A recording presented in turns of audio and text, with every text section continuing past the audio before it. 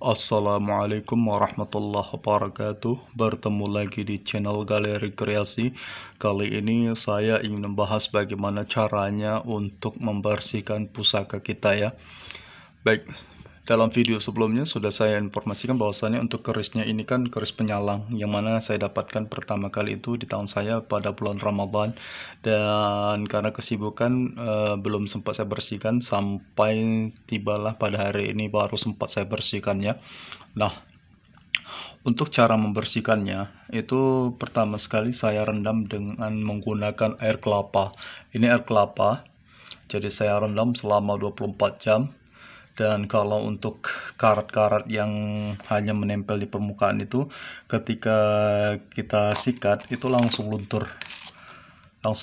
Namun kalau yang sudah berbentuk patina seperti ini yang lengket, itu tentunya akan lebih rumit lagi untuk membersihkannya ya. Jadi kalau untuk air kelapa ini bersifat melunturkan karatnya begitu.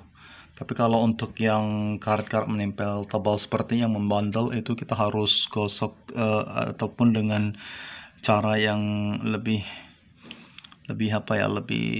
intens begitu. Nah, ini kalau untuk air kelapa yang saya gunakan ini adalah air kelapa tua ya. Dan untuk medianya ini saya buat dari pipa. Nah, dan itu nanti air kelapanya akan mengeruh karena karat yang terangkat tersebut. Nah, setelah 24 jam ini sudah saya angkat. Nah, langsung saya sikat perlahan dulu tanpa menggunakan sabun untuk menghilangkan karatnya. Nah, setelah itu baru kemudian saya bantu dengan sabun krim ya. Nah, ini sabun krimnya saya bersihkan begitu, kemudian saya bilas lagi dan dibantu dengan jeruk ini kan asamnya itu bisa melunturkan karat juga begitu.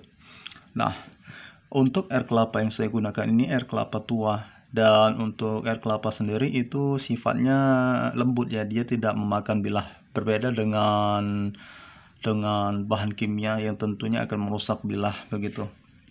Nah, ini setelah saya bersihkan dan dibantu dengan jeruk.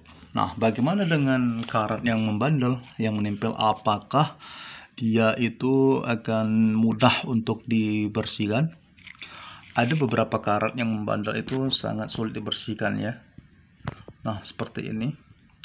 Sudah menempel. Nah, kalau untuk karat-karat merah seperti ini sifatnya jahat ya, dia memakan bilah. Jadi kalau dibiarkan akan terus korosi, lama-lama untuk pusakanya ini akan hancur begitu ya. Nah, kalau untuk yang tebal seperti ini yang membandel, saya gunakan ini kawat halus. Ini dari mini grinder saya ya. Kalau ada kawat yang halus model lain itu boleh digunakan.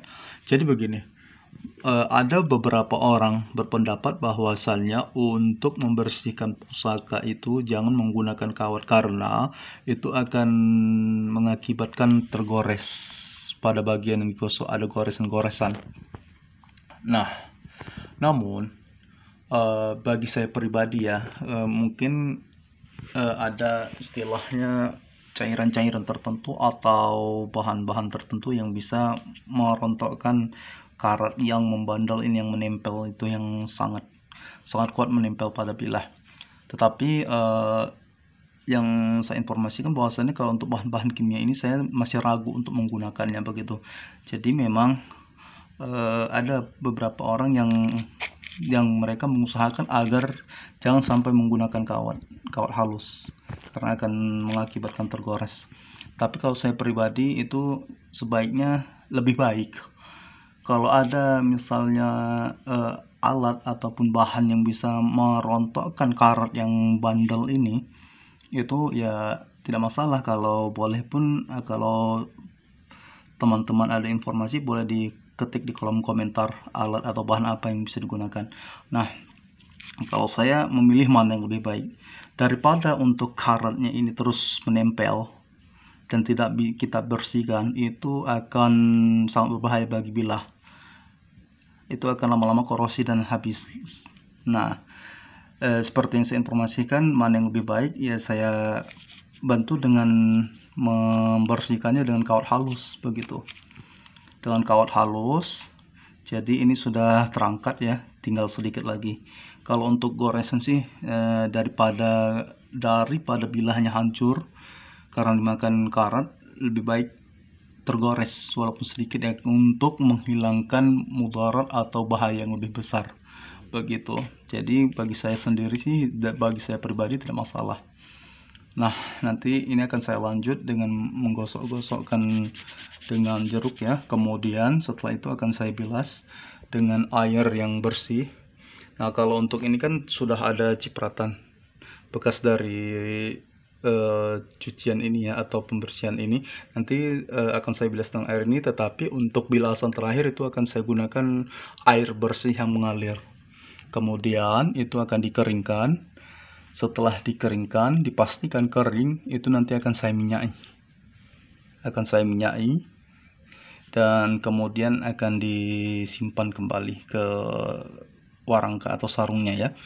Nah, kalau untuk perawatannya, sebaiknya kita sering mengecek ya, misalnya 2 minggu atau 3 minggu sekali, itu kita cek bilahnya apakah sudah kering atau belum. Kalau kering, itu kita minyaki. Intinya kita harus sering mengecek. Kalau saya pribadi sih itu minimal 3 minggu. 3 minggu, per 3 minggu itu saya cek untuk bilah-bilah pusaka saya. Kalau sudah kering itu saya bagi atau beri minyak lagi. Begitu. Jadi jangan sampai kering, karena dengan kering tersebut karat akan muncul, kemudian akan berbahaya untuk bilah kita. Dengan diberi minyak itu akan menghambat karat itu akan muncul begitu. Baik, sampai di sini dulu video kali ini. Jangan lupa untuk klik subscribe dan tombol loncengnya agar saya bersemangat untuk mengupload video berikutnya ya. Baik, terima kasih. Sampai berjumpa lagi. Assalamualaikum warahmatullahi wabarakatuh.